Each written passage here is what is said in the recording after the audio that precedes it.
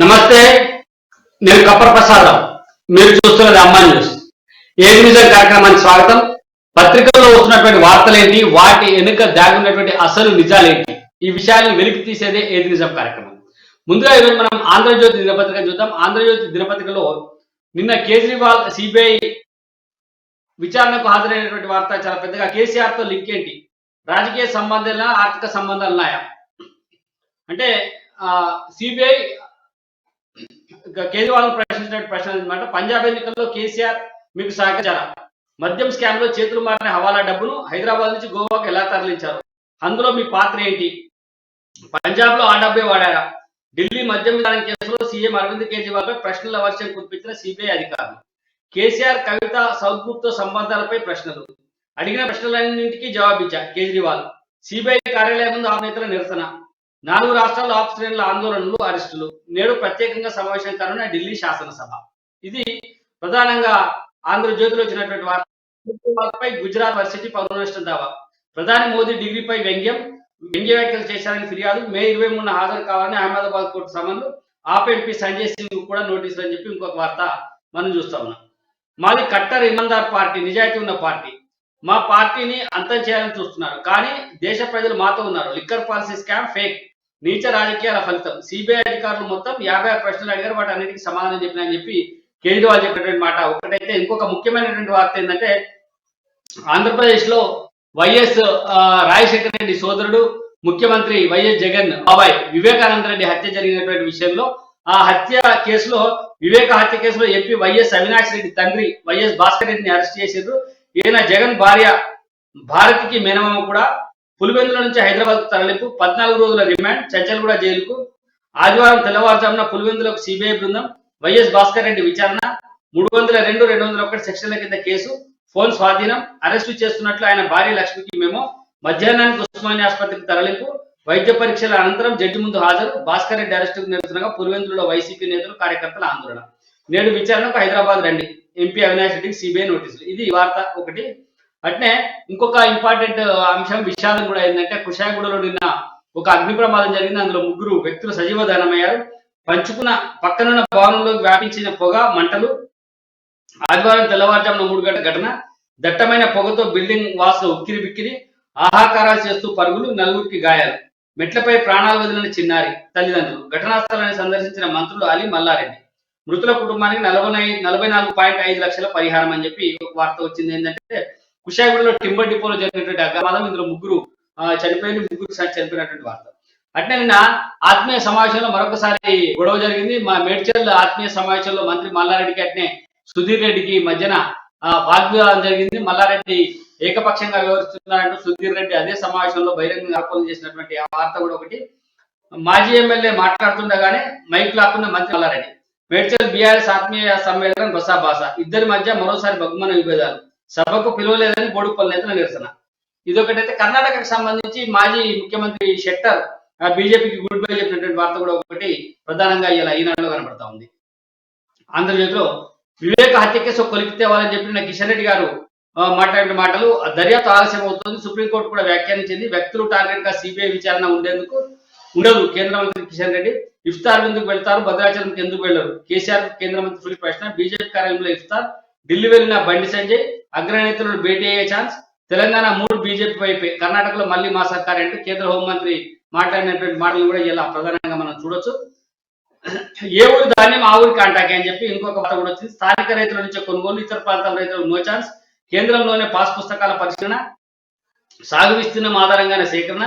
చిన్న గ్రామాలైతే 2కి 1, పెద్ద గ్రామాలైతే 1లో 2. ఇప్పటికే 420 కేంద్రాల ప్రారంభం, 2000 టన్నుల ధాన్యం కొనుగోలు అని చెప్పి ఇంకొక వార్త కూడా మనకు ప్రధానంగా కనబడతా ఉంది. తర్వాత మిస్ ఇండియా నందిని గుప్తా అని చెప్పి ఈ ఏడాది మిస్ ఇండియా కిరీటాన్ని రాజస్థాన్ నందిని గుప్తా సొంతం చేసుకున్నారు.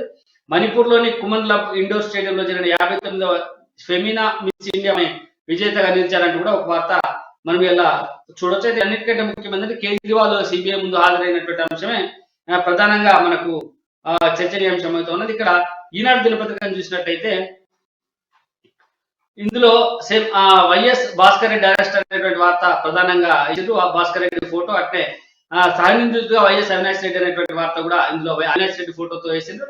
అట్లే 9 గంటలు 56 ప్రశ్నలు కేజ్రీవాల్ ప్రశ్నించిన సిబిఐ అని చెప్పి అన్నింటికీ సమాధానం చెప్పానన్న ఢిల్లీ ముఖ్యమంత్రి. మద్యం కుంభకోణం కల్పితమని ధ్వజం. విచారణను వ్యతిరేకి స్టాప్ ప్రదర్శన. మంత్రులు ఎంపీలను అదుపులోకి తీసుకున్న పోలీసులు అని చెప్పి ఇంకొక వార్త కూడా వచ్చి తర్వాత ఆచార్యులు లేదు. విశ్వవిద్యాలయంలో సగటున 73% బోధనా సిబ్బంది ఖాళీలు అని చెప్పి చివరిసారిగా 2013లో నియామకాలు, పోస్టుల భర్తీలు తీవ్ర జాప్యం, త్వరలో పరిశీలనకు రానున్న న్యాక్ బృందాలు, వర్సిటీ అధికారులు వణుకు అని చెప్పి ఇంకొక వార్త కూడా ప్రధానంగా మనకి ఈనాడు దినపత్రికలో కనబడుతుంది. అట్లే జిల్లాలో కీమో సేవలు అని చెప్పి నిన్న మంత్రి హరీష్ రావు, కిషన్ రెడ్డి ఇద్దరు కలిసి మాట్లాడిన మాటలు. మొదటి 8 జిల్లాలు ప్రారంభిస్తాం. మొదట మంత్రి హరీష్ రావు కేంద్ర మంత్రి కిషన్ రెడ్డితో కలిసి అరబిందో ఆంకాలజీ బ్లాక్ ప్రారంభం అని చెప్పి క్యాన్సర్ రోగుల కోసం త్వరలోనే అన్ని జిల్లాలో కీమోథెరపీని ప్రారంభించామని రాష్ట్ర వైద్య ఆరోగ్య శాఖ మంత్రి హరీష్ రావు తెలిపారు. ప్రయోగాత్మకంగా మొదట 8 జిల్లాల్లో మొదలు పెడతామని వివరించారు.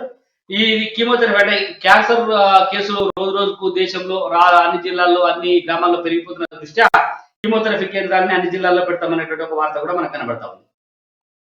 తర్వాత నిర్మల్ జిల్లా బగబగ అని చెప్పి బాగా ఎండవేడి విపరీతంగా పెరిగిపోయినటువంటి వార్త కూడా ఒకటి మనం ఇలా ఈనాడు దినపత్రిక చూస్తుంది. దీని తర్వాత ఒక వెలుగు దినపత్రికను చూసినట్టయితే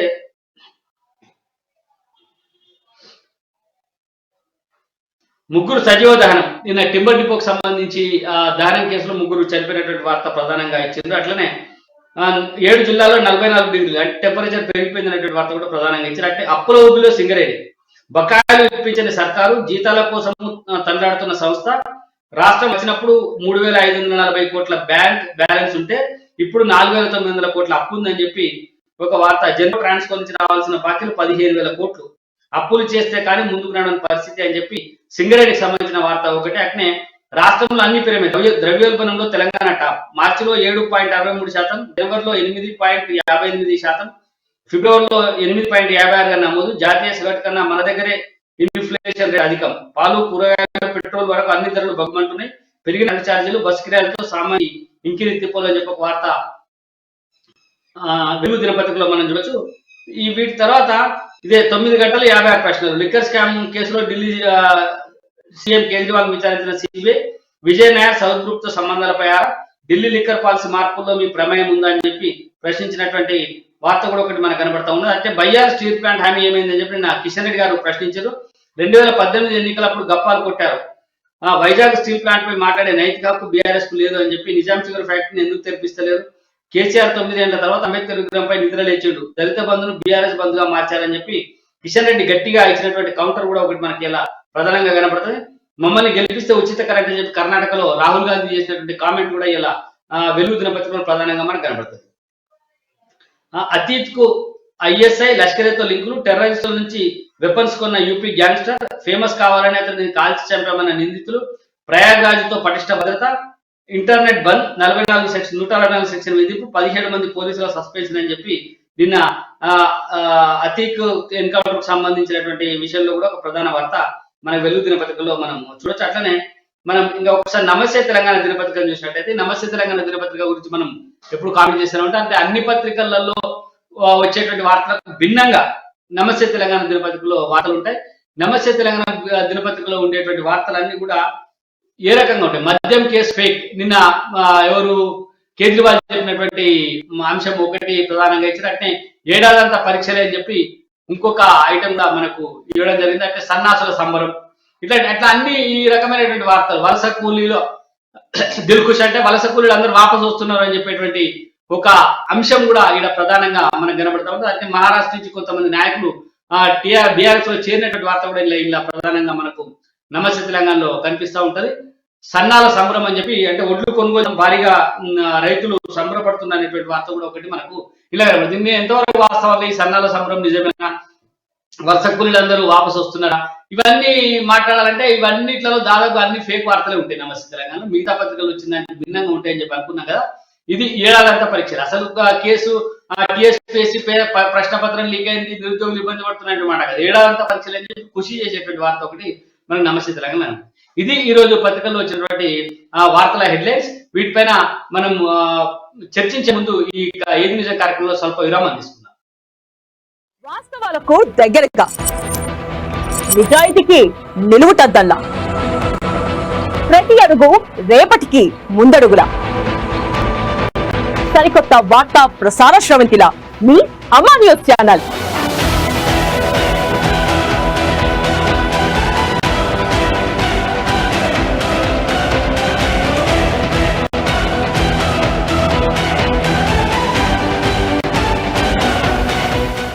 చంద్రకళ ఉంటుందిరా. చంద్రకళ చంద్రకళ చంద్రకళ. చందు చంద్రకళ కాదు, వెన్నెల. పిలిస్తే పిలిచారు గాని ఆ ఊహ ఎంత బాగుందో. Style Sikandar model. తమ్ముడు, ఇది నీ అదోస్ కాదు, నా మేమ్స్ అడ్డా. ఎస్, ఇది మెయిన్స్ అడ్డా, వెన్నెల కట్ట. అంటే ఈ ప్రోగ్రామ్ లో మరి ఎంటర్టైన్మెంట్ ఇరుక్కు ఓర బాబా ఎరక్కో తీయగొట్టదు కాదు, అసలు ఏ రంగులో ఉంటుంది? రంగు రుచి కాదు, సరదాగా ఉంటుంది. అదో ఫీలింగ్ రా బాయ్. ఓరే కనబడుతుందామే. అవును, మీకు నవ్వులు పట్టడానికి వచ్చేస్తుంది మేమ్స్ అడ్డా.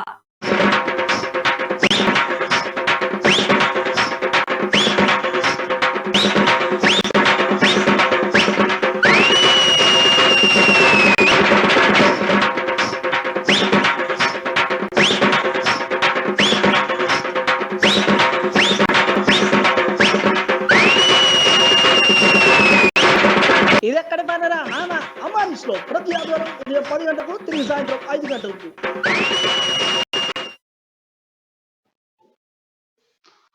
Welcome back. ఈరోజు ఏది నిజంలో మనతో పాటు చర్చలో పాల్గొనడానికి సీనియర్ జర్నలిస్ట్ కృష్ణమూర్తి, అలాగే సీనియర్ జర్నలిస్ట్ అంటే భారతీయ జనతా పార్టీ రాష్ట్ర నాయకులు కపిలవై రవీందర్ ఇంతో మనతో పాటు లైవ్ లో ఉన్నారు. లైవ్ లో వీళ్ళతో మనం మాట్లాడదాం.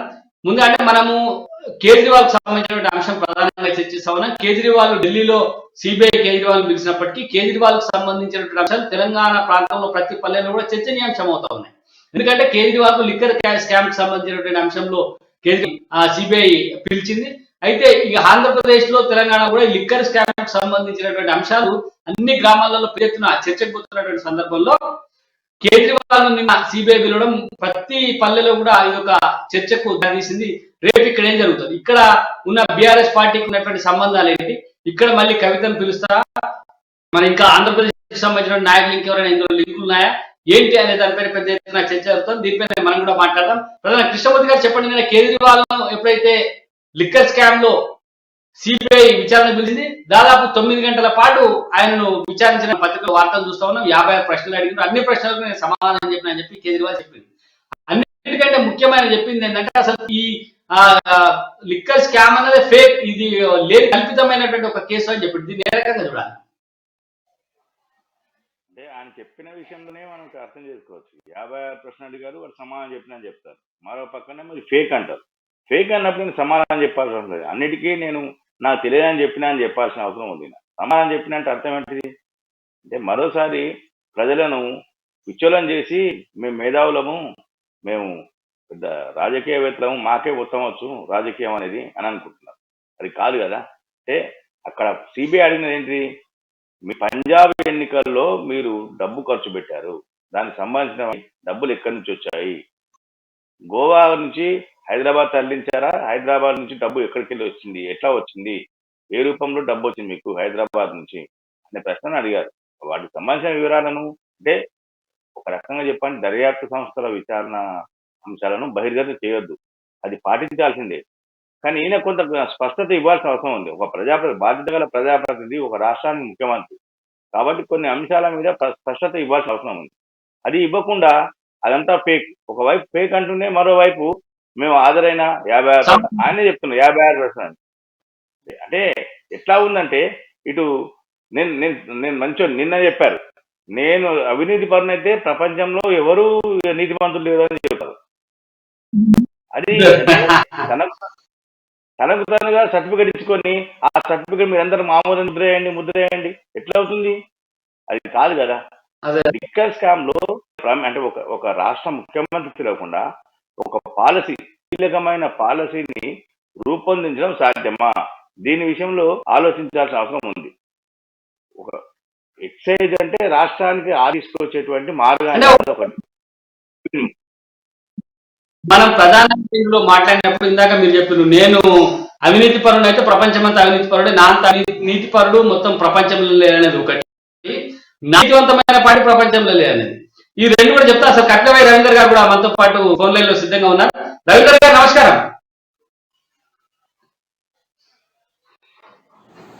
కేసీఆర్ కూడా ఇవి అవినీతి కేసీఆర్ కూడా అదే చెప్తాడు కదా, నాది అవినీతి పరుడు లేదు, రాష్ట్రంలో అసలు అవినీతి పాలనే లేదని చెప్తాడు. ఇప్పుడు ప్రతి అవినీతి పరుడు నా అంత నీతి పరుడు ఎవడు లేడు. మీ వాయిస్ రావట్లే నాకు. చెప్పండి.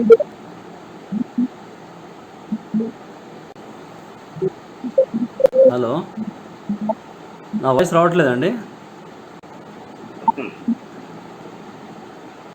రవీందర్ గారు వాయిస్ వస్తుంది. వస్తుందా? Okay okay. అయితే ఇప్పుడు కేజ్రీవాల్ మరి ప్రసాద్ గారు మళ్ళీ ఏదో మాట్లాడుతుంటే నాకు అది వినపడడం లేదు. అయితే వాస్తవంగా ఏంటంటే ప్రాంతీయ పార్టీలు, కుటుంబ పార్టీలు ఎప్పుడు కూడా రాష్ట్రం మొత్తాన్ని ఆ ప్రాంతాలలో దోచుకొని మా అంత నీతిపరులు ఎవరు లేరు, మేమే ఈ దేశానికి మార్గదర్శనం అని చెప్పి చెప్పుకుంటారు. దాంట్లో Kejriwal number 1 position and KCR number 2 పొజిషన్లో ఉన్నారు. ఈ నిన్న మొన్న స్టేట్మెంట్ ఒకటి చూసింది కదా కేసీఆర్ది, రాష్ట్రంలో అవినీతి అనేది లేదు అని. డబ్బులు పెట్టండి అవినీతి జరిగింది ఏ పని కావట్లేదు. చిన్న పనులు కూడా, ఈవెన్ ఒక క్యాస్ట్ సర్టిఫికేట్ పోతే కానీ పైసలు తీసుకునే పరిస్థితి ఉన్నది. అవినీతి విచ్చలవిడిగా పెరిగిపోయింది. దాని మీద తడులు లేవు రాష్ట్రంలో, ఎందుకనంటే వాళ్ళకు లిబర్టీ ఇచ్చేశారు. అట్లనే కేంద్రంలో ఇప్పుడు ఈ ప్రాంతీయ పార్టీలు అడ్డమైనట్టు దోచుకొని భారతీయ జనతా పార్టీ అధికారంలో ఉంది కాబట్టి వాళ్లను ప్రశ్నించకుండా భారతీయ జనతా పార్టీ మీద కేంద్రం చేస్తున్న కుట్ర ఇది అని చెప్పి ఆరోపణలు చేయడం అనేది ప్రాంతీయ పార్టీలకు సహజం అయిపోయింది. దాంతో భారతీయ జనతా పార్టీ ఇప్పుడు కామన్ మ్యాన్ ఏమనుకుంటాడు, అరే నిజమే కావచ్చు పాపం వీడు ఇంత చేసినా కూడా వీళ్ళని ఈ విధంగా చేస్తున్నారు అనే పరిస్థితి తీసుకొస్తారు. కేసీఆర్ చేసే సీన్ ఎట్లా ఉంటుంది అనేది మీకు తెలుసు. అట్లే కేజ్రీవాల్ కూడా అదే సీన్ చేస్తున్నాడు. చీపురు పెట్టి మొత్తం ఊడుస్తా అని చెప్పి లిక్కర్ను మాత్రం మొత్తం దేశవ్యాప్తంగా అమ్ముదామని చెప్పి దాని మీద పెద్ద స్కామ్ చేసి ఈ రోజున ప్రశ్నలు అడిగితే సిబిఐ, ఒక మాట మీకు క్లియర్గా చెప్తున్నా, సిబిఐ ప్రశ్నలు అడిగింది, సిబిఐ దగ్గర ఏ ఎవిడెన్స్ లేదని. అంటే సిబిఐ ఎవిడెన్స్లు ఏమున్నాయో ఈయనకు చెప్తాయా అండి? సిబిఐ కేవలం ప్రశ్నిస్తుంది. ఏమేమి ఆధారాలు ఉన్నాయి, నిన్ను ప్రశ్నించడానికి, నిన్ను పిలవడానికి వాళ్ళకి సరైన ఆధారాలు లేకపోతే అసలు పిలవరు. ఫస్ట్ ఆఫ్ ఆల్ ఈడీ కూడా అసలు ఈడీ కేసు పెట్టింది అని అంటే కనీసం 3 నెలలు జైలుకు పోవాల్సింది ఎవరైనా లోపలికి పడేస్తే. అంత పకడ్బందీ ఎవిడెన్స్లు ఉంటే తప్ప లోపలికి వేసే అవకాశాలు ఏమాత్రం లేవు. అది కాంగ్రెస్ ప్రభుత్వం కానీ, బీజేపీ ప్రభుత్వం కానీ, ఇంకే ప్రభుత్వం ఉన్నా సిబిఐ ఈడీలు అనుగుణంగానే పనిచేస్తాయి. ఇప్పుడు ఇక్కడ కేంద్ర ప్రభుత్వం, భారతీయ జనతా పార్టీ ఇన్వాల్వ్ అయి ఉన్నది. దీంట్లో కావాలని హెరాస్ చేస్తున్నారనే శుద్ధ తప్పు. భారతీయ జనతా పార్టీ వాటికి స్వతంత్ర ప్రతిపత్తినిచ్చింది. వాళ్ళ పనులు వాళ్ళు చేసుకుంటూ పోతున్నారు. ఇదే విధంగా కేజ్రీవాల్ కూడా మీరు చూశారు కదా, కేజ్రీవాల్ కాదు కేజీ గీవాల్. ఆయన ఒక కిలో నెయ్యిని ₹1 కోటి 15 కోట్లు అంటే దాదాపు 15 అంటే 75 కోట్ల రూపాయల స్కామ్ ఒక తెలంగాణ భవన్కే నేను పంపించినా అని చెప్పి ఆ సుకేష్ అనేవాడు చెప్తే దాని మీద ఇంతవరకు స్పందన లేదు. అది ఫేక్ అని కొట్టిపారేస్తారు. అదే ఇప్పుడు ప్రతిపక్షాలను, స్థానికంగా ఉండే ప్రతిపక్షాలను అసలు ఎస్ఎస్సికి ఏమాత్రం సంబంధం లేని బండి సంజయ్ని తీసుకొచ్చి ఆయన వాట్సాప్కు 11:40కి మెసేజ్ వస్తే ఆయన తీసుకుపోయి A1 పెడతారు. ఇది పరిస్థితి. వాళ్ళనేమో కేంద్ర సంస్థలు ఏమనొద్దు, ఇక్కడ మాత్రం పోలీస్ పవర్ని విపరీతంగా ఉపయోగించి అరాచకాలు సృష్టిస్తారు. రవీంద్ర గారు ఒక విషయం చెప్పండి. రవీందర్ గారు చెప్పండి. రాష్ట్రంలో జరిగినటువంటి అవినీతి, కేజ్రీవాల్ ప్రభుత్వంలో జరిగినటువంటి అవినీతి, ఈ రెండింటిని కన్నా మనం ఒక రకంగా చూస్తే ఏ కేసులు అంటే ఇక్కడ రాష్ట్రంలో ఎక్కువ అవినీతి ఉన్నట్టు అనిపిస్తుందా, కేంద్రంలో ఎక్కువ అవినీతి ఉన్నట్టు అనిపిస్తుందా? సార్ నేను ఒకటే, ఇప్పుడు మీకు దిలీప్ సర్దేశాయ్ అనుకుంటా కదా జర్నలిస్టు మాట్లాడింది, దేశం మొత్తం ఎలక్షన్ ఖర్చు నేను ఒక్కనే పెట్టుకుంటా, నన్ను కన్వీనర్ని చేయండి అంటే ఎవరి దగ్గర పైసలు ఎక్కువ ఉన్నట్టు మీరే జస్ట్ అజ్యూమ్ చేయండి, మీరు ఆలోచన చేయండి. ఏ విధంగా రాష్ట్రాన్ని దోచుకున్నాడో మనకు అవపడతలేదా? మీకు నాకు అవినీతి ఎక్కువ ఉందా? ఇప్పుడు అవినీతిలో కేసీఆర్ కేజ్రీవాల్ పోటీ పడతా ఉన్నారు కదా. పైకేమో ఈయన నేను నీతిమంతుడిని అని చెప్తా ఉన్నాడు, కేజ్రీవాల్ నీతిమంతుడిని అని చెప్తా ఉన్నాడు. కానీ ఇద్దరిని బేరీజు ఎవరి దగ్గర ఎక్కువ డబ్బులు కనబడతా ఉన్నాయి అంటున్నా. సార్ విషయంలో కేసీఆర్ని కలిసిన ప్రతి వాడు అంతకుముందు ఎంత పూసగాని శుద్ధ పూసగాని మొత్తం నాశనం అయిపోతాడు. ఇప్పుడు కేజ్రీవాల్కి అంతకుముందు వేరు ఏముందో అది మొత్తం నాశనం అయిపోయింది. కేసీఆర్ని కలిసినాక ఇక మీకు నీతిపరుడు అంటూ మిగులుతాడా సార్? పైసలు ఎట్లా సంపాదించాలి ఏంది అనేది బహు విధాల మార్గాలన్నీ కూడా ఈయన చూపించి వాళ్ళని ఈయన బాటలను నడుపుకోపోతాడు. అదే పరిస్థితి ఇప్పుడు తయారైతుంది. దేశం మొత్తం ఎన్నికల ఖర్చు నేను పెట్టుకుంటా అంటే దాంట్లో అర్థమవుతలేదా ఎంత సంపాదించడం? అంటే ఒక తెలంగాణ చిన్న రాష్ట్రం దేశం మొత్తాన్ని ఎలక్షన్ల ఖర్చు పెట్టుకునేంత విపరీతమైన పైసలు సంపాదించిండు అని అంటే దాంట్లో మీరు అర్థం చేసుకోవాలి. దీన్ని స్ప్రెడ్ చేసి దేశం మొత్తాన్ని ఏలాలనే ఆలోచనతోటి ఉన్న కేసీఆర్ అవినీతి ఎక్కువ ఉందా, కేజ్రీవాల్ అవినీతి అయితే ఎక్కువ ఉందా అనేది ఒకటి clear గా ఉంది. రవీంద్ర గారు ఇక్కడ ఒక అంశం మనం ఇంకా మాట్లాడేది ఏంటంటే నిన్న కేజ్రీవాల్ ని సిబిఐ పిలిచింది అసలు ఆ అంశం కాదు. ఎందుకంటే సిబిఐ ఢిల్లీలో జరిగినటువంటి కుంభకోణము, ఈ కుంభకోణం ఆ రాష్ట్ర ముఖ్యమంత్రిని పిలిచారు, ఆ రాష్ట్ర ఉప ముఖ్యమంత్రి అరెస్ట్ అయ్యి జైల్లోనే ఉన్నాడు, ఇంకొక మంత్రి కూడా అరెస్ట్ అయ్యి జైల్లో ఉన్నాడు. కృష్ణ గారు చెప్పండి, కేజ్రీవాల్ ను నిన్న సిబిఐ ఎందుకు బలంగా వినిపిస్తా ఉన్నాయి? అంటే రేపు మళ్ళీ కవితను పిలిచేటువంటి అవకాశాలు ఉంటాయా, లేకపోతే ఎందుకని ఇక్కడ వినిపిస్తున్నాయంటారు బలంగా?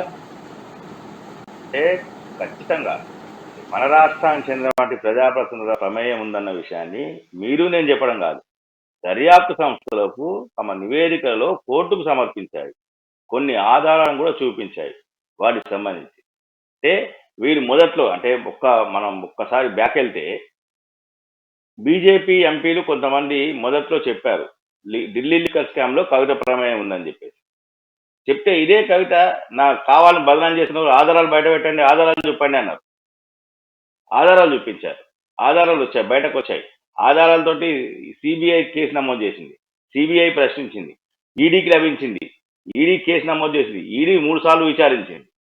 మళ్ళీ ఇప్పుడు కేజ్రీవాల్ దీంట్లో కూడా మళ్ళీ అడిగారు ఈరోజు కూడా, కేసీఆర్ మీకు పంజాబ్ ఎలక్షన్ డబ్బులు పంపించిందా లేదా అనే విషయాన్ని అడిగిరని చెప్పేసి ఇప్పుడు బయటకు వస్తున్నటువంటి విషయం. అంటే దీంట్లో రవీంద్ర గారు ఒకటి సిబిఐ కానీ ఈడీ కానీ చెప్పినటువంటి స్పష్టమైనటువంటి ఒక మాట ఏంటంటే రాష్ట్రం నుంచి ఇలా 2 అంశాలు 2 అంశాలతో డిస్కస్ చేయాలనుకుంటున్నా. ఒకటేమో మొదటి అంశం ఏంటంటే రాష్ట్రంలో డబ్బుల్ని పోగు చేసి కొన్ని లిక్కర్ వ్యాపారుల నుంచి తీసుకుపోయి ఆ పార్టీ కవిత అందజేసింది. అంటే కవిత ద్వారా పోయిన ఒక 100 కోట్ల రూపాయలని, ఆ 100 కోట్ల రూపాయలతోనే పంజాబ్ గోవా ఎన్నికలలో ఆమ్ ఆద్మీ పార్టీ కొట్లాడింది అనేది ఒక మాట. రెండోది ఏంటంటే దీనికి కొంత భిన్నంగా కనబడుతున్నటువంటి మాట ఏంటంటే ఆమ్ ఆద్మీ పార్టీ సుకేష్ చంద్రశేఖర్ అనేటువంటి వ్యక్తి ద్వారా కొన్ని 15 కోట్ల రూపాయలని కవితకు అందజేసింది ఇక్కడ, లేదా కవితకు సంబంధించినటువంటి వ్యక్తులకు అందజేసింది. ఈ 2 పరస్పర భిన్నంగా లేవా? ఒకటేమో ఇక్కడి నుంచి పోయిన డబ్బులు అని చెప్తున్నారు, ఒకటి అక్కడి నుంచి వచ్చిన డబ్బులు అంటున్నారు. ఇలా ఒక కల్పితం ఏమన్నా ఉందా? మొత్తంగా బీజేపీ కాల్చుకొని ఈ రకంగా కవితను బదనాం చేయడం కోసం ఈడీని సిబిఐని ఉపయోగించుకుంటుంది అనే ఆరోపణలు ఉన్నాయి కదా. మరి ఈ రెండిట్లో లేదు, డబ్బులు ఇటు నుంచి అడిపోయినాయా, అటు నుంచి ఇటు వచ్చినాయా?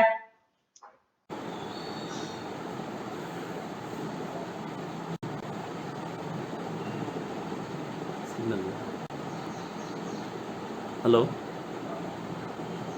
రవీంద్ర గారు చెప్పండి.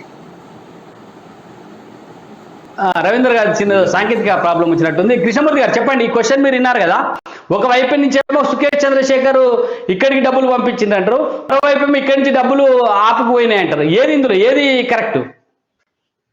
అంటే హవాలా మార్గంలో డబ్బులు వెళ్ళినప్పుడు అవి కొన్ని ఒక్కొక్కసారి ఒక్కొక్క రకంగా వేర్వేరు మార్గాల నుంచి వెళ్తున్నాయి ప్రసాద్ గారు.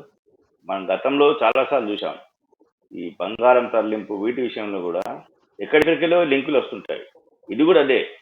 గోవా ఎలక్షన్లకు పంజాబ్ ఎలక్షన్లకు రాష్ట్ర ప్రభుత్వం అంటే మన కేసీఆర్ ఫ్యామిలీ ఏదో పంపించారు డబ్బులు 100 కోట్లు అన్నారు. దాంట్లో కొంత డబ్బును ఢిల్లీ ప్రభుత్వం మళ్ళీ హైదరాబాద్ పంపింది, లేదంటే ఆర్ఆర్ కారు 6060 కారులో పెట్టారు అని చెప్పి సుకేష్ చంద్రశేఖర్ చెప్తా ఉన్నారు.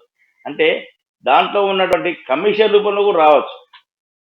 లిక్కర్ వ్యాపారంతో వీళ్ళు లాబింగ్ ఏదైతే ఢిల్లీ ఒబరాయ్ హోటల్లో తరచూ భేటీ అయినప్పుడు జరిగినటువంటి లావాదేవీలలో కొంత డబ్బును తరలించాలి, కొంత డబ్బును హైదరాబాద్ పంపాలి అనుకున్నప్పుడు ఆ రకంగా సుకేష్ చంద్రశేఖర్తో రాసి ఉంటారు. దీని విషయంలో కొంత దర్యాప్తు సంస్థలు కూడా కొంత స్పష్టత ఇవ్వాల్సిన అవసరం ఉంది. ఎవరికి పంపించారు, ఎక్కడి నుంచి ఎక్కడికి వచ్చాయి, ఎలా వచ్చాయి అనే విషయం. అంటే మనం ఇప్పటికిప్పుడు కోరితే కృష్ణమూర్తి గారు నిన్న సిబిఐ కేజ్రీవాల్ అడిగినటువంటి ప్రశ్నల్ని మనం గమనిస్తే ప్రశ్నలు అక్కడ కనపడతారు. రవీంద్ర గారు లైన్లోకి వచ్చినారు. రవీంద్ర గారు నిన్న సిబిఐ కేజ్రీవాల్ అడిగినటువంటి ప్రశ్నలలో స్పష్టంగా మనకు కనబడతా ఉన్నాయి ఏంటంటే లిక్కర్ కుంభకోణం అనేది జరిగిందా లేదా ఒకటి. రెండో అంశం ఏంటంటే మీరు ఈ కొత్త విధానాన్ని తీసుకొచ్చినారా లేదా, అంటే 6 నుంచి 12% కమిషన్ డీలర్ 6 నుంచి 12% పెంచినారా లేదా. ఇట్లాంటి అంశాలు అన్ని ఉన్నాయి. 56 ప్రశ్నలు నేను సమాధానం చెప్పినా అని చెప్పి ఆయన స్పష్టంగా చెప్పిండు. మరంటే అసలు ఈ స్కీమ్ ఉంది నిజమే, ఇందులో ఈ పెంపు జరిగింది నిజమే, ఇది నడుస్తున్నది నిజమే, 6 నుంచి 12% పెరిగినటువంటిది నిజమే, అది ఆప్ గవర్నమెంట్ దీనికి సంబంధించి తీసుకున్న నిర్ణయం నిజమే అని చెప్పి ఆయన అంగీకరించినట్టే కదా. ఏమంటారు దీనిపైన రవీందర్ గారు? దానికి ఒక జీవోనే ఉందండి. ఈ పాలసీకి జీవోనే ఇష్యూ చేసిన వాడు, అది క్లియర్గా ఈ సిబిఐ దగ్గర ఈడీ దగ్గర ఉన్నాయి. ఇవేవీ లేకుండానే వీళ్ళందరినీ పిలిచి వీళ్ళందరినీ లోపలేయారు. మీరే చెప్పినారు ఉప ముఖ్యమంత్రిని లోపలేసినారు అని చెప్పి. ఏ కేసులు వేసినారు? ఇదే కేసు కదా, వేరే కేసు ఏం కాదు కదా. దీనికి ఎంత ఎవిడెన్స్ ఉంటే ఆ కేసులు వేయాలి. పక్కాగా వాళ్ళు ఆ స్కామ్ చేశారు. అయితే ఆ స్కామ్లో మేము మా పాలసీ మ్యాటర్ని మార్చుకున్నాం, మా పాలసీని చేంజ్ చేశామని చెప్పారు, కానీ మేము అవినీతి చేయలేదు అనేది చెప్తున్నారు. ఇక్కడ ఇది మెయిన్గా మనం ఆలోచించాల్సిన విషయం. ఇక్కడ క్లియర్గా కవిత ఇన్వాల్వ్మెంట్ ఉన్నదని చెప్పి స్పష్టమవుతోంది. కేజ్రీవాల్ది ఉంది, వాళ్ళందరికీ ఉంది. అయితే అక్కడి నుంచి ఇక్కడికి డబ్బులు ఏవైనా ముడుపులు అక్కడ ముట్టినప్పుడు అక్కడి నుంచి ఇక్కడికి డెఫినెట్గా డబ్బులు తరలించబడతాయి. ఇందాక సార్ చెప్పిన కృష్ణమూర్తి గారు, ఈ హవాలా ద్వారా డబ్బులు విపరీతంగా విదేశాలకు వీళ్ళు ఎక్కడైతే పెట్టుబడులు పెడదామని అనుకుంటున్నారో ఆయా సంస్థలకు తరలిపోతున్నాయి. అయితే కేంద్రం, సిబిఐ, ఈడీ ఈ మూడు నుంచి ఎవరు కూడా హవాలా డబ్బులు ఎక్కడికి పోయినా కూడా ఇండియా నుంచి పోయిన పైసలను ఎవరు కూడా కప్పిపుచ్చలేరు. అవి డెఫినెట్గా దొరుకుతాయి. మన తెలంగాణ నుంచి కొన్ని లక్షల కోట్ల రూపాయలు విదేశాలకు తరలిపోయినాయి హవాలా ద్వారా. ఎవరెవరు చేశారో ఆ తెలంగాణ చెప్పండి రవీందర్ గారు, అందరి పైసలు ఎన్ని అన్ని కూడా కేజ్రీవాల్ గారు వేసినటువంటి ప్రశ్నలలో రవీందర్ గారు నిన్న కేజ్రీవాల్ గారు సిబిఐకి వేసినటువంటి ప్రశ్నలలో 100 కోట్ల రూపాయలు మాకు ఇచ్చిండ్రు అనేటువంటి ఒక ఆరోపణ ఈడీ చేసింది, కానీ ఒక్క రూపాయిని కూడా ఇప్పటి వరకు రికవరీ చేయలేదు, పట్టుకోదా, డబ్బులు ఎక్కడ పోయినాయి అని చెప్పి కేజ్రీవాల్ ప్రశ్న వేస్తున్నాడు. ఒకటి, ఇందాక మిమ్మల్ని ఒక క్వశ్చన్ అడిగినా మీరు ఇబ్బంది సాంకేతిక కారణాల వల్ల చెప్పలేకపోయినా, కేజ్రీవాల్ నుంచి మమతా ఎవరికి కవిత గారికి లేదా బీఆర్ఎస్ ఆఫీస్కు 15 కోట్ల రూపాయలు నెయ్యి గీ పేరుతో వచ్చినాయి అని చెప్పి ఒక ఆయన సుఖేష్ చంద్రశేఖర్ చేసినటువంటి ఆరోపణ. అంటే ఒక వైపు ఏమో ఢిల్లీ నుంచి హైదరాబాద్కు డబ్బులు వచ్చినాయని చెప్తా ఉన్నారు, మరొక వైపు ఏమో హైదరాబాద్ నుంచి ఢిల్లీకి డబ్బులు పోయినాయని చెప్తా ఉన్నారు. ఏంది పరస్పర యుద్ధం కాలేవా ఈ ప్రకటనలు?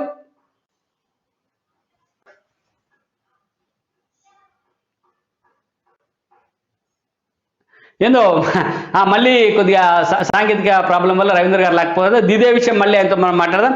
ముఖ్యంగా ఇక్కడ మనం గమనిస్తూ ఉంటే ఏంటంటే, నిన్న కేజ్రీవాల్ను సిబిఐ అడిగినటువంటి ప్రశ్నలు 56 ప్రశ్నలు అడిగినారు. ఆ ప్రశ్నలన్నిటికీ సమాధానాలు చెప్పినాడు, కానీ ఎక్కడ లిక్కర్ స్కామ్ జరగలేదు, ఇదంతా అభూత కల్పన అని చెప్పినటువంటి కేజ్రీవాల్ గారు ఎక్కడ కూడా ఈ కొత్త పాలసీ మేము తీసుకొచ్చినామా లేదా, ఈ సమావేశాలు జరిగినాయా లేదా, 6 నుంచి 12% ఇది డీలర్ కమిషన్ పెరిగిందా లేదనేటువంటి విషయాలపైన మాత్రం ఇంతవరకు స్పష్టత లేదు.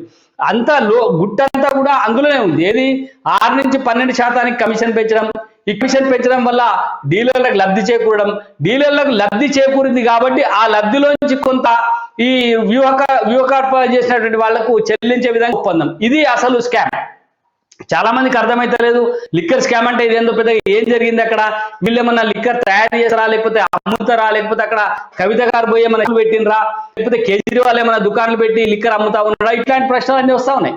ఇందులో క్లారిటీగా మనకు సిబిఐ చెప్తున్నది కానీ ఈడీ చెప్తున్నది కానీ ఏంటంటే, ఒక ఉత్పత్తి ఒక మద్యం బాటిల్ అమ్మకానికి పోతే, డీలర్కి అమ్మకానికి పోతే, డీలర్ అమ్మినందుకు ప్రభుత్వం ఆయనకి ఇచ్చేటువంటి కమిషన్ గతంలో 6 రూపాయలు ఉండేది. దాన్ని కేజ్రీవాల్ ప్రభుత్వం ఏం చేసిందంటే దాన్ని 12 రూపాయలకు పెంచింది.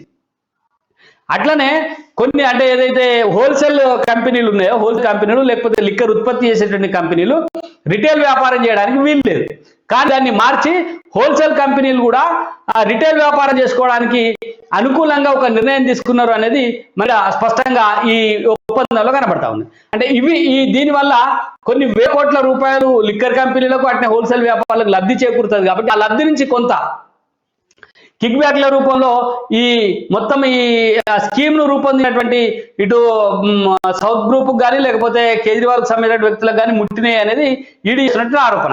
ఏమంటారు ఇందులో? మరి ఈ ఆరోపణలో మరి ఢిల్లీ నుంచి హైదరాబాద్ డబ్బులు వచ్చినాయని చెప్తా ఉన్నారు కదా, దాన్ని రకంగా చూడాలి. కృష్ణమూర్తి గారు మీరు చెప్పండి, దీన్ని రకంగా చూడాలి. ఎందుకంటే ఢిల్లీ నుంచి డబ్బులు అనేసరికి రవీందర్ గారు వెళ్ళిపోతున్నారు. అదేం కాదు కానీ సాంకేతిక సమస్య ఉన్నట్టుంది అక్కడ. టెక్నికల్ ప్రాబ్లమ్లో టెక్నికల్ అది టెక్నికల్ ప్రాబ్లమ్స్ ఉన్నట్టు జరుగుతుంది. ఇక్కడ మొత్తంగా చూస్తే లిక్కర్ పాలసీని ఢిల్లీ ప్రభుత్వం రూపొందించింది. ఎక్కడ అసలు మనం ఇక్కడ మూలం తెలుసుకోవాలి. ఫస్ట్ మూలం ఎక్కడ వచ్చింది? గవర్నర్ కు పంపించారు. ఢిల్లీ లెఫ్టినెంట్ గవర్నర్ కు బిల్లు మీద సంతకం చేయండి, ఆమోదం తెలపండి. ఏదైనా ఒక బిల్లు చేసినప్పుడు గవర్నర్ ఆమోదం తెలపాలి. అది మన రాజ్యాంగంలో ఉన్నటువంటి. అక్కడ గవర్నర్ గారు దాన్ని పరిశీలించినప్పుడు ఇక్కడ ఏదో ఆయనకు కొంచెం తేడాలు అనిపించింది.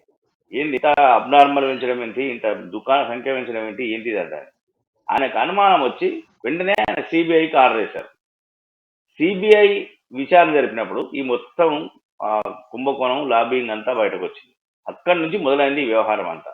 వీళ్ళు అసలు మేము సత్యవంతులము, ప్రపంచంలో కృష్ణమూర్తి గారు ఇందులో ఏంటంటే గవర్నర్ గారికి ఢిల్లీలో లిక్కర్ వ్యాపారం చేసుకునే రిటైల్ వ్యాపారులు ఎవరైతే ఉన్నారో వాళ్ళందరూ కలిసి గవర్నర్ గారికి ఒక పిటిషన్ ఇచ్చిండ్రు అక్కడ లెఫ్టినెంట్ గవర్నర్కి.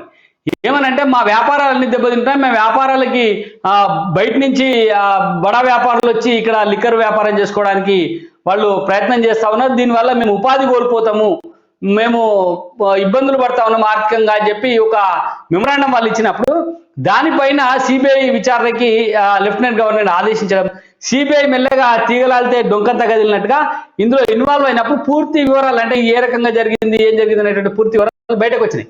సో ఇప్పుడు మనకి ఏందా మొత్తంగా బయట నుంచి చూస్తే కనబడుతున్నటువంటి అంశం ఏంటంటే ఈ కిక్ బ్యాక్స్ 100 కోట్ల రూపాయలు ఆ పార్టీకి అనేటువంటి ఒక 100 కోట్ల చుట్టేది తిరుగుతా ఉన్నది. కానీ దీన్ని అంతర్గతంగా లోపల పూర్తిగా విశ్లేషణ చేస్తే దాదాపు 20,000 కోట్ల రూపాయల విలువైనటువంటి స్కామ్ ఇందులో ఇమిడి ఉంది. స్కామ్ జరిగింది అని చెప్పట్లే, ఇది కనుక ఇంప్లిమెంటేషన్ జరిగితే దాదాపు 20,000 కోట్లకు పైగా రూపాయల లబ్ధి వ్యాపారులకు చేకూరేది. ఆ వ్యాపారులకు చేకూరేటువంటి లబ్ధిలో కొంత ఈ రూపకల్పన చేసినటువంటి వ్యక్తులకు చేరేది. అంటే 6% వాళ్ళకి 6% ఇందులో కిక్ బ్యాక్స్ రూపంలో బయట వ్యక్తులకు పోతుంది అనేది వాళ్ళ ఒప్పందంలో భాగంగా చెప్తా ఉన్నారు. కాబట్టి దీన్నంతా కూడా మనము సిబిఐ ముందుగా ఇన్వెస్టిగేషన్ స్టార్ట్ చేసినప్పుడు ఇదేదో చిన్న అంశం అనుకునే ఎంటర్ అయింది. కానీ పోతున్నా కొద్దీ దీని మూలాలు ఎక్కడ తేలినాయంటే తెలంగాణ రాష్ట్రంలో దీని మూలాలు సౌత్ గ్రూప్ పేరుతోటి తెలంగాణ ఆంధ్రప్రదేశ్ సంబంధించినటువంటి కొంత రాజకీయ నాయకుల ప్రమేయం ఇందులో స్పష్టంగా కనబడడంతో సిబిఐ ఇంకా కొంచెం ఇండియన్ లోతుగా చేసినప్పుడు ఢిల్లీలో మాటిమాటికి ఇక్కడి నుంచి కొందరు నాయకులు పోయి ఢిల్లీలో 10 రోజులు 15 రోజులు కూర్చొని అనేక రకాల అంటే ప్రభుత్వ విధుల్లో కూడా ప్రభుత్వ డబ్బుతో పోయి ఒక్క ప్రభుత్వం పని చేయకుండా రహస్యంగా ఏం చేసిండ్రో ప్రపంచానికి తెలియకుండా 10-15 రోజులు కూర్చొని అనేక సమావేశాలు నిర్వహించినట్టుగా ఇందులో వెల్లడైంది. ఇదే అంటే మెల్లగా తీస్తున్నా కొద్ది ఒక్కొక్కరికి ఇందులో లింక్ కనబడతా ఉన్నది. ఈ లింకే ఇప్పుడు ఇటు తెలంగాణ ప్రభుత్వాన్ని, అటు ఆంధ్రప్రదేశ్ను, ఇటు ఢిల్లీని, అట్లనే పంజాబ్, గోవా రాష్ట్రాలను కూడా ఇది కొద్దిగా కుదిపేస్తున్నట్టుగా మనకు అర్థమవుతా ఉంది. మరి దీన్ని నిజంగానే ఈ లిక్కర్ స్కామ్ జరగలేదు అని చెప్పి కేజ్రీవాల్ మాట్లాడుతూ ఉన్నాడు. దీన్ని ఏ రకంగా చూడాలంటారు రవీందర్ గారు? ఫస్ట్ ఆఫ్ ఆల్ సారీ ఏదో కాల్స్ వస్తున్నాయి, కట్ అయిపోతా ఉంది ఊరికే. ఓకే, ఇప్పుడు మీరు అడిగిన ప్రశ్న నాకు సరిగ్గా వినపడలే. ₹1 కిలో ఘీ దీంట్లో క్లియర్గా ఇప్పుడు ఆరోపణలలో వాస్తవం లేకపోతే ఇంతమంది అరెస్ట్ గారు. ఫస్ట్ ఆఫ్ ఆల్ ఒక విషయం చెప్దాం అనుకున్నా, ఇది దేశ చరిత్రలో ఈ రోజులలో ఒక అతి పెద్ద స్కామ్ కాబోతోంది. అయింది ఆల్రెడీ. ఎక్కడెక్కడ ఎవరెవరికి ఏ లింకులు ఉన్నాయి, అవినీతి పరులు ఎక్కడ ఉంటారు, ఇక మళ్ళీ ఎన్ని రాష్ట్రాలకు చుట్టుకుంటుందో మీరు చూస్తూ ఉండండి, అవన్నీ బయటికి తీస్తారు. కానీ రవీందర్ గారు, కేంద్ర ప్రభుత్వము కావలసుకొని ఎక్కడైతే కృష్ణమూర్తి గారు కేంద్ర ప్రభుత్వము కావలసుకొని బీజేపీ ప్రభుత్వము ఎక్కడైతే ప్రాంతీయ పార్టీలు బలంగా ఉండి బీజేపీని ఎదగకుండా చేస్తా ఉన్నాయి ఆయా రాష్ట్రాలలో ఈడీని సిబిఐని ఉసిగొలుపుతుంది అనేటువంటి ఒక ఆరోపణ మనకు వినిపిస్తా ఉంది. అట్నే ఈడ కేసీఆర్ మీద కానీ, అక్కడ మమతా బెనర్జీ మీద కానీ, లేకపోతే ఇతర కేజ్రీవాల్ మీద కానీ ఇట్లా చూస్తున్నప్పుడు ఎక్కడెక్కడైతే ప్రాంతీయ పార్టీలు ఉంటాయో ఆ ప్రాంతీయ పార్టీల పైన బీజేపీ ఈడీ సిబిఐని ఉసిగొలుపుతుంది అనేటువంటి ఆరోపణలు వినిపిస్తా ఉన్నాయి. చాలా పెద్ద ఎత్తున వస్తున్నాయి ఈ ఆరోపణలు. ఆ సిబిఐని ఆ ఈడీని వేట కుక్కల్లాగా వినియోగిస్తుంది అని చెప్పి బీఆర్ఎస్ పార్టీ నాయకులు కూడా ఆరోపిస్తా ఉన్నారు. ఇందులో ఎంతవరకు నిజం ఉందంట? సిబిఐ కానీ, ఈడీ కానీ, ఐటీ కానీ సోదాలు చేసినాయి, దర్యాప్తు కేసులు నమోదు చేసినాయి. మీకు ఆధారాలు లభిస్తున్నాయా లేవా? సిబిఐ ఈడీ విషయం తీసుకుందాం. ఈడీ మనీష్ సిసోడియాను అరెస్ట్ చేసింది. గడిచిన దాదాపు 2 నెలలు అవుతుంది అనుకుంటాను ఆయన లోపల ఉండి. అంతకన్నా ముందు ఇంకో మంత్రిని అరెస్ట్ చేశారు. వీళ్ళు దాదాపుగా 3 నెలల నుంచి లోపల ఉంటున్నారు, జైలు ఉంటున్నారు. మరి ఆధార్ లేకుండా కోర్టులను కూడా వీళ్ళు ప్రభావితం చేసినట్టునా? ఆధారాలు లేకుండా ఎలా చేస్తారు? ఒకటి, తమిళనాడులో విపక్ష పార్టీ ఉంది, బీజేపీ ఏతర ప్రభుత్వం ఉంది. అక్కడ ప్రభుత్వం మీద ఏమి లేవే, అక్కడ బాగానే ఉంది. కేరళలో విపక్ష పార్టీ ఉంది, కేరళలో దాడులు జరగట్లేదు కదా. కేరళలో ఎక్కడో సోదా జరుగుతుంది, కామన్. ఐటీ ఇప్పుడు అది ఎప్పుడైనా ఐటీ ఆదాయ పన్ను శాఖ అది ఎప్పటికైనా దాడులు చేస్తూనే ఉంటుంది. ఎవరికి అనుమానం ఉన్నా, ఎవరు అక్రమాలు పాల్పడుతున్నారో ఐటీ చెల్లించాలంటే వాళ్ళని ఖచ్చితంగా చేస్తూ ఉన్నది. వాళ్ళు నోటీస్ ఐటీ సోదాలు చేసినంత మాత్రాన కేసు బుక్ చేసి జైలుకు పంపిస్తున్నాం కాదు. ఐటీ సోదాలు చేస్తుంది, అకౌంట్స్ అంతా అయిన తర్వాత పెనాల్టీ ఉంటే పెనాల్టీ కట్టాలి, అయిపోతుంది. ఈడీ కూడా అంతే. ఈడీ తప్పులు ఉంటే మాత్రమే చేస్తుంది. నువ్వు ఉల్లంఘన చేసినావు, ప్రమాణ నిబంధన ఉల్లంఘించినావు, విదేశాలకు అక్రమ మార్గాలతో డబ్బు తరలించినావు అంటే మాత్రమే నీకు జైలు శిక్ష పడే అవకాశం ఉన్నాయి. ఏమి లేకపోతే ఈడీకి అనుమానాలు ఉన్నాయి, చేసుకొని అండి. వాళ్ళు కావాల్సిన కోరినటువంటి ఆధారాలు ఇచ్చేయండి, వాళ్ళు అడిగి చెప్పండి, వాళ్ళు ఏ ప్రశ్నతో చెప్పండి, వాళ్ళ అనుమానాన్ని నివృత్తి చేయండి. అంతేగాని ప్రభుత్వం మీద దాడులు చేస్తుంది. ఇంకొక అంశం ఇంపార్టెంట్ అంశంలోకి డిస్కషన్లోకి వెళ్దాం. రవీందర్ గారు, సింగరేణి చాలా నష్టాల్లో ఉన్నది. ఇక్కడి నుంచి విద్యుత్ రంగ సంస్థలు సింగరేణికి దాదాపు 1000 కోట్ల రూపాయలు బకాయిలు ఉన్నాయనేది ఒక మాట. తెలంగాణ వచ్చినప్పుడు సింగరేణి దాదాపు 4000 కోట్ల రూపాయల ఆదాయంతో బెనిఫిట్ లో ఉండేది. ఇప్పుడు సింగరేణి విపరీతంగా నష్టాల్లో ఉన్నదని చెప్తా ఉన్నారు. మరి అదే సింగరేణి పోయి విశాఖ ఉక్కును కొనుగోలు చేస్తుంది, టెండర్ చేస్తుంది అని చెప్పి కేటీ రామారావు గారు ప్రకటించారు. దీన్ని ఏ రకంగా చూడాలి? సింగరేణి వాస్తవంగా లాభాల్లో ఉన్న సింగరేణి తెలంగాణ మొత్తమే లాభాల్లో ఉండేనండి. మిగులు బడ్జెట్లో ఉండే తెలంగాణ నాశనం అయిపోయింది, 5 లక్షల కోట్ల అప్పయింది. అట్లనే తెలంగాణ సింగరేణిని కూడా అదేవిధంగా అప్రూపాలు చేశారు. ప్రతి పోస్టును కూడా అమ్ముకున్నారు. అక్కడ చిన్న అటెండర్ పోస్టుల దగ్గర నుంచి కూడా మిగతా అన్ని కూడా అక్కడ అవినీతి జరిగింది, భారీ అవినీతి జరిగింది. అక్కడ ఉన్న సీఎండీ ఎవరైతే ఉన్నారో ఆయన మీద అనేకమైన ఆరోపణలు వచ్చినా కూడా దాన్ని ఎవరు పట్టించుకోలేదు. దాంట్లో వాటా వీడందరిది ఉన్నది అనేది క్లియర్. అక్కడ దాన్ని నష్టాల ఊపిలోకి నట్టిందే కేసీఆర్ ప్రభుత్వం. దీంట్లో ఏమాత్రం సందేహం లేదు. అయితే విషయం ఏంటంటే సింగరేణిని ప్రైవేటీకరణ చేస్తున్నారు అని చెప్పే వాదన వీళ్ళు తీసుకొచ్చింది కావాలని చెప్పి. హలో, చెప్పండి వినపడుతుంది రవీందర్ గారు.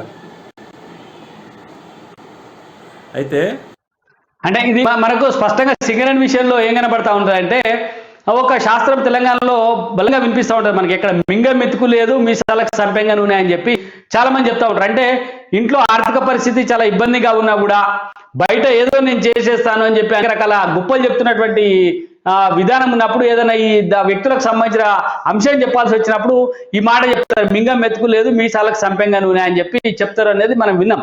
ఇలా సింగరేణి లాభాల్లో ఉన్నప్పుడు, తెలంగాణ రాష్ట్రం ఏర్పడినప్పుడు సింగరేణి 1000 కోట్ల రూపాయల లాభాల్లో ఉన్నప్పుడు ఆ సింగరేణి ఇప్పుడు ఏమైపోయింది? అప్పుడున్నటువంటి ఉద్యోగాలు ఇప్పుడు లేవు, అప్పుడున్నటువంటి లాభాలు ఇప్పుడు లేవు. ఇప్పుడు అనేక 1000 కోట్ల రూపాయల నష్టాలకి సింగరేణి వెళ్ళిపోయింది.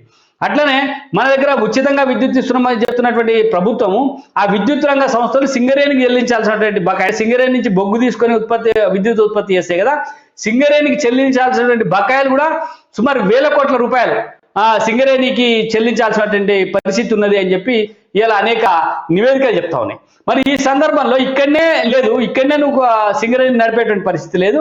అట్లాంటప్పుడు పక్కనున్న విశాఖ ఉక్కుని ఆదుకుంటా, విశాఖ ఉక్కును పునరుద్ధరించడానికి ప్రయత్నం చేస్తే అక్కడ పోయి టెండర్లు వేసి 5000 కోట్ల రూపాయలు అవసరమైతే మనమే ఇద్దామని చెప్పేటువంటి ముఖ్యమంత్రి గారి మాటలని, కేటీఆర్ గారి మాటలని ఏ రకంగా చూడాలి?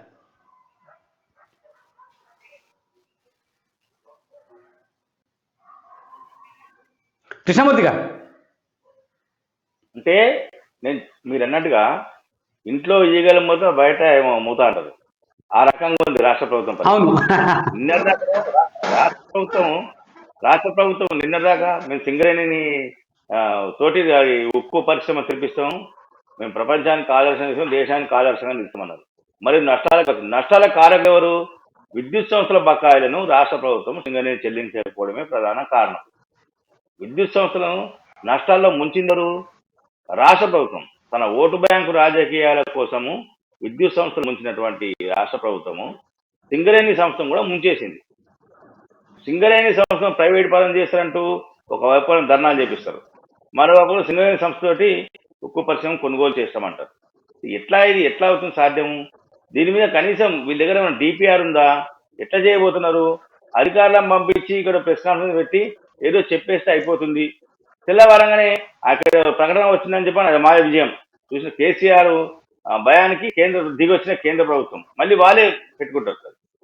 అంటే ఎక్కడ ఏం జరుగుతుంది, ఎట్లా ఏం మాట్లాడాలి, ఏం మాట్లాడద్దు, ఎలా ఉంది, ప్రజలు ఏమనుకుంటున్నారు అనే విషయంలో కొంత పాలకులు ఎవరైనా సరే కేంద్రంలో కానీ రాష్ట్రంలో కానీ కొంత ఆలోచన చేస్తే బాగుంటుంది.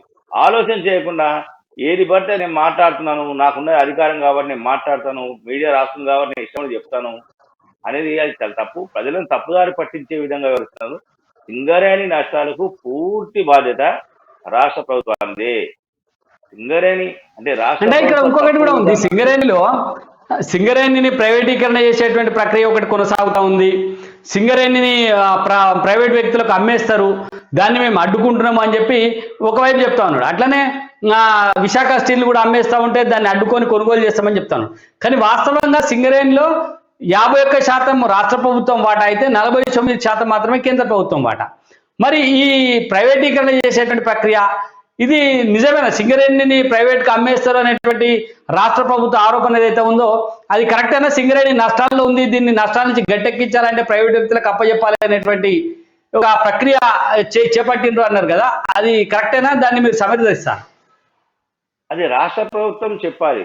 కేంద్ర ప్రభుత్వము ఫలానా రోజున మాకు లేఖ రాసింది, సింగరేణి ప్రైవేట్ పరం చేద్దాం కలిసినండి అని చెప్పేసి కేంద్ర ప్రభుత్వం నుంచి లేఖ ఇచ్చిన రాష్ట్ర ప్రభుత్వం పంపిన లేఖను బహిరంగంగా విడుదల చేయాలి కదా రాష్ట్ర ప్రభుత్వము. ఎక్కడ నోటి మాట చెప్తే అయిపోద్దా? నోటి మాట చెప్తే కాదు కదా. ఒకవేళ సంస్థను ప్రైవేట్ పరం చేయాలి అనుకున్నది కేంద్ర ప్రభుత్వము, 49% వాటానే ఉన్నది. మెజార్టీ వాటా ఎవరిది ఉంటే వాళ్ళదే ముందు చెప్తుంది కదా. మెజార్టీ వాటా ఎవరిది? 51% రాష్ట్ర ప్రభుత్వాన్ని.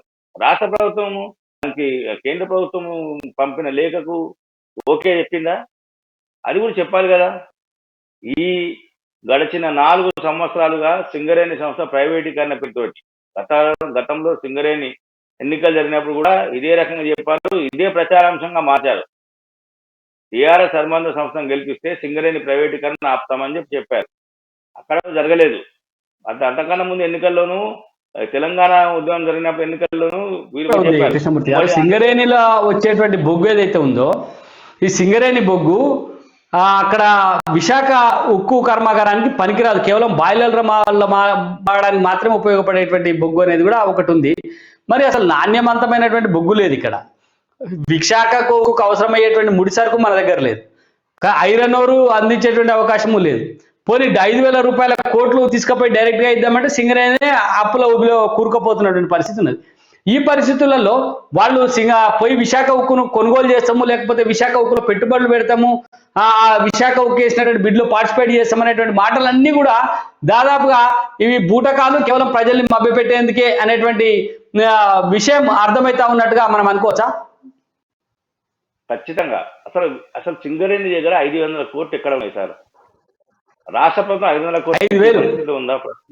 5,000 కోట్లు ఇచ్చే పరిస్థితిలో ఉందా రాష్ట్ర ప్రభుత్వం? సింగరేణి దగ్గర లేకపోతే ఎక్కడికి వెళ్ళి తెస్తుంది రాష్ట్ర ప్రభుత్వం?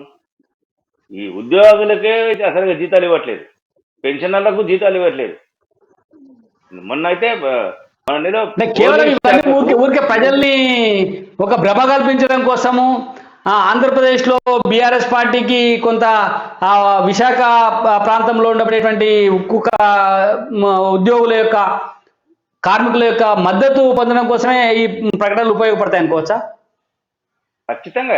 ఏది రాష్ట్ర ప్రభుత్వం ఏది చేసినా రాజకీయ కోణంలోనే, ప్రజా సంక్షేమ కోణంలో, ప్రభుత్వ కోణంలో ఏది చేయరు. రాష్ట్ర ప్రభుత్వం ఖచ్చితంగా ఏది చేసినా రాజకీయ కోణంలోనే ఆలోచన చేస్తా ఉన్నది. బీఆర్ఎస్ ను ఆంధ్రప్రదేశ్లో విస్తరించాలి అన్న ఏకైక లక్ష్యంతో మాత్రమే విశాఖ ఉక్కును తెరపై తీసుకొచ్చారు. కానీ మిగతా ఏం లేదు. ముందు నిజాం షుగర్ ఫ్యాక్టరీ తిరగమని చెప్పండి, నిజాం షుగర్ ఫ్యాక్టరీ తిరగాలి కదా. ఇక్కడ అంటే తెలంగాణ ప్రజలను ముంచేసినట్టు అంటే తెలంగాణ వదిలేసిరా? బీఆర్ఎస్ దేశవ్యాప్తంగా పోతున్నారు. ఓన్లీ వద్దునట్లేదు. రాజకీయంగా ఎవరి సత్తా ఏంటనే ప్రజలు నిర్ణయిస్తారు, పోవచ్చు, దాంట్లో ఎవరు అభ్యంతరం లేదు. కానీ నువ్వు తెలంగాణ ప్రజలకు ముందు వాళ్ళని చూడండి అన్ని రకాలుగా తెలంగాణ ప్రజలను. నిజాం షుగర్ ఫ్యాక్టరీ ఏం చేశారు? ఓకే, ఇది కృష్ణ గారు ప్రధానంగా ఈ రోజు ఆ పత్రికల్లో వచ్చినటువంటి వార్తలు వాటి అనుకునేటువంటి విశ్లేషణ. ఇది ప్రధానంగా మనం అనుకున్నాం ఏంటంటే, నిన్న సిబిఐ కేజ్రీవాల్ను పిలిచి అనేక రకాల 50 ప్రశ్నలు వేసింది. ఆ ప్రశ్నలలో ప్రధానమైనటువంటి అంశాలన్నీ కూడా కేసీఆర్ తో ఉన్నటువంటి సంబంధాలు, రాజకీయ ఆర్థిక సంబంధాలు ఏమైనా ఉన్నాయా, లేకపోతే లిక్కర్ స్కామ్ కు సంబంధించి ఆంధ్రప్రదేశ్ కు తెలంగాణకు అట్నే ఢిల్లీకి మధ్య ఉండేటువంటి సంబంధం ఏంది, ఈ లిక్కర్ స్కామ్ యొక్క స్కీమ్ రూపకల్పన చేసింది ఎవరు, ఇట్లాంటి ఇంపార్టెంట్ ప్రశ్నల్ని కూడా సిబిఐ సంధించింది. వాటికి మరి ఆయన ఏం సమాధానాలు చెప్పారు, సిబిఐ ఏం నోట్ చేసుకుంది, రేపు మళ్ళీ ఎవరికి నోటీసులు ఇచ్చేటువంటి అవకాశాలు అనేది ఇంకా వేచి చూడాల్సిన అవసరం ఉంది. ఏమైనప్పటికీ లిక్కర్ స్కామ్ కి సంబంధించి తెలంగాణలో కూడా ప్రకంపనలు చాలా బలంగానే వినిపిస్తా ఉన్నాయి. ఇక్కడ కూడా కవిత మరొకసారి ఈడీ కానీ సిబిఐ కానీ నోటీస్ ఇచ్చి పిలిచి విచారణ చేసేటువంటి అవకాశాలు కూడా ఉన్నట్టుగా నిపుణులు చెప్తా ఉన్నారు. అంటే సింగరేణి విషయంలో కూడా మనం అనుకున్నాం, సింగరేణిలో డబ్బులు లేకపోయినప్పటికీ ఆర్భాటం కోసం ఇక్కడ ప్రభుత్వం విశాఖకు సిబ్బందిని పంపించి, డైరెక్టర్లను పంపించి అక్కడ విచారణ జరిపి లేదా ఎంక్వైరీ జరిపి బిడ్ వేస్తాం అనేటువంటి ఒక అభూత కల్పనని ఒకటి కల్పించింది అనేటువంటి మా అంశాలు కూడా కృష్ణమూర్తి గారి ద్వారా అలానే రవీందర్ గారి ద్వారా వ్యక్తమైనవి. ఇది ఈ రోజు ఏది నిజం కార్యక్రమం. ఈ కార్యక్రమంలో పాల్గొన్నటువంటి కపిల్ వై రవీందర్ గారికి, కృష్ణమూర్తి గారికి కృతజ్ఞతలు. ఈ కార్యక్రమం మళ్ళీ తిరిగి ఏది నిజం కార్యక్రమం మళ్ళీ రేపు కలుద్దాం. అంతవరకు సెలవు, నమస్తే.